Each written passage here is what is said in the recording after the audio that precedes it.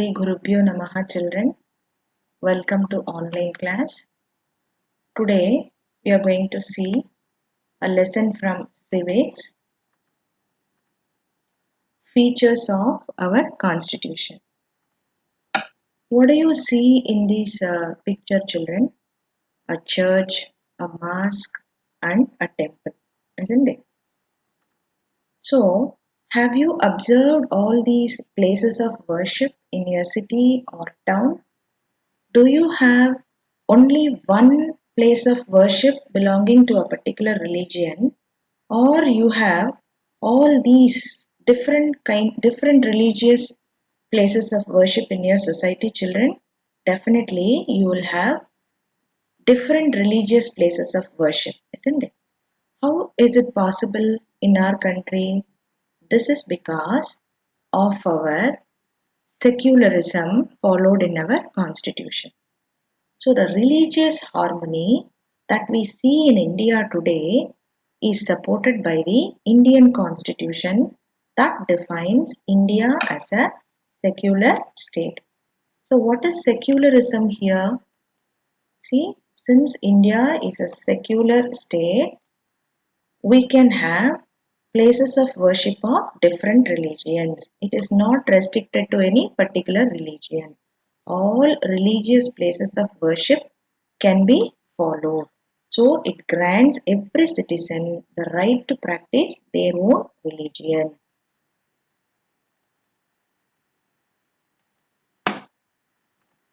Here, before we enter into the features of our constitution, I want you to understand what is preamble of constitution. Okay.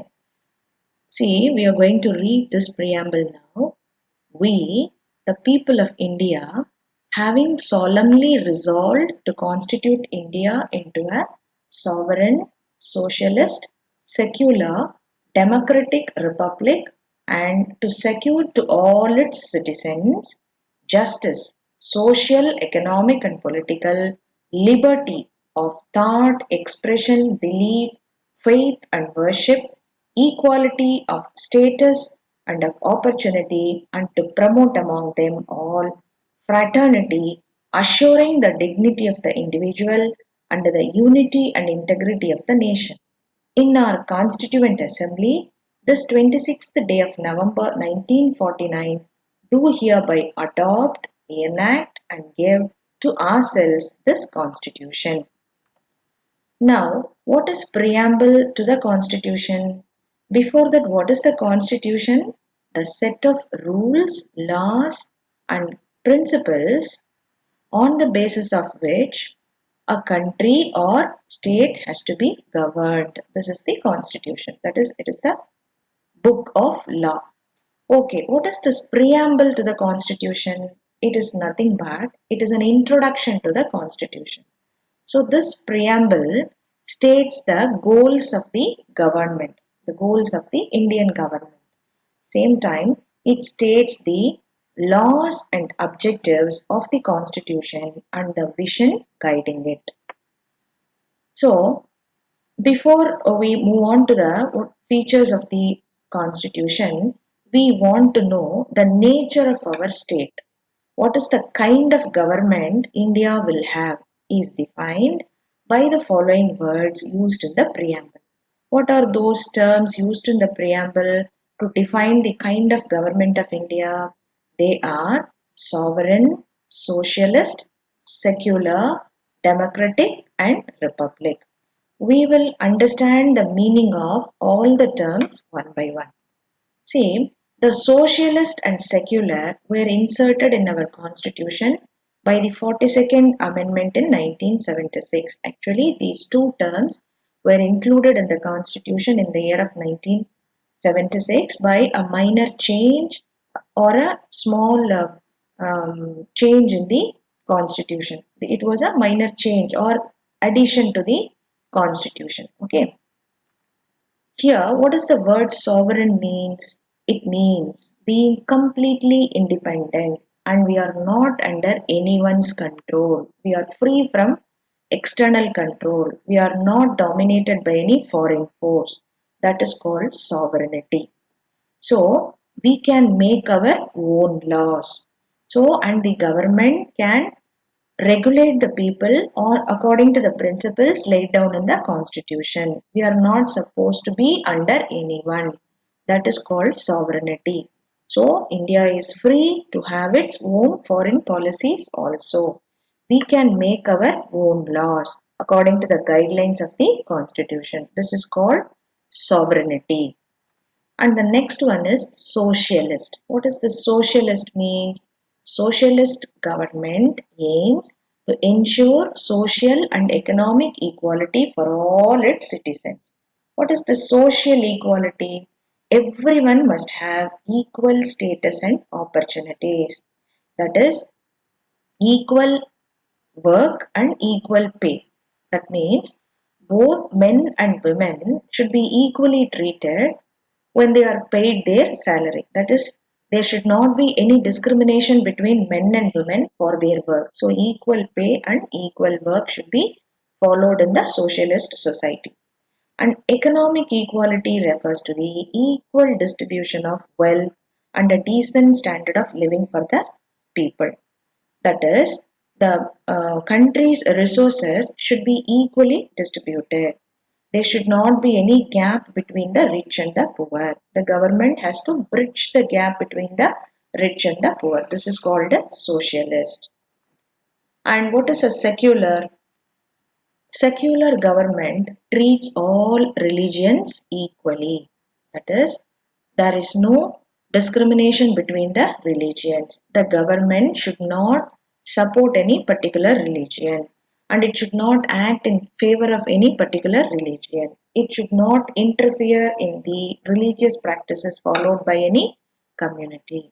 Same time, no community should go against the fundamental principles of the Constitution. So, every citizen of India has the right to freely participate their own religion. That means they are free to profess, to propagate or practice any religion on their wish.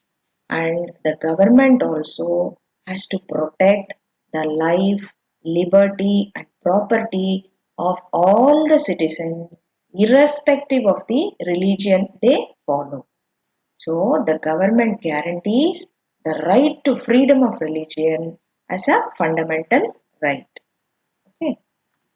And we move on to democratic, the term used in the preamble. That is, democratic means based on the principle of democracy. What is a democracy here?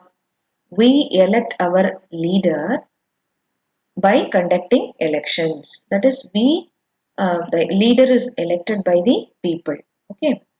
In a democracy, the government is formed by the representatives elected by the citizens of the country. So, the democracy here means the government is of the people, for the people, and by the people. So, the representatives, once elected, are responsible and accountable to the people. That is, they are responsible for any act of the government and they are accountable to the people also. And they have to act on the welfare of the people. And in a democratic, elections are conducted every 5 years. And the people have the right to vote. That is, the people who are the age of 18 and above have the right to vote and elect their leader. This principle is called adult franchise. Okay, and then we move on to republic.